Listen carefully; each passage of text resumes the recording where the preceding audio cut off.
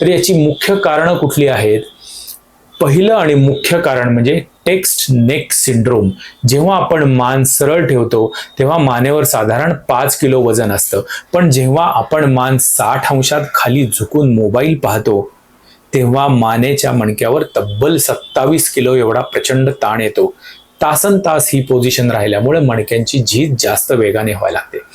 दुसरं कारण म्हणजे चुकीच्या पद्धतीची बैठक, bad posture. IT professional, bank कर्मचारी, डेस्क जॉब करणारे लोक कम्प्युटर स्क्रीन ही त्यांच्या डोळ्यांच्या सरळ रेषेमध्ये ठेवत नाहीत.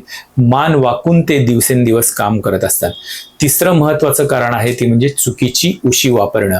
खूप जाड किंवा खूप कडक अशी उशी जर तुम्ही वापरली, रात्रभर तुम्ही त्याच पोझिशनमध्ये राहिला, तर मानेचा कोन असतो तो बिघडतो आणि त्यामुळे मणक्यावर आणि मधल्या गादीवरती ताण येतो. चौथं कारण आहे ते म्हणजे अचानक झालेली दुखापत.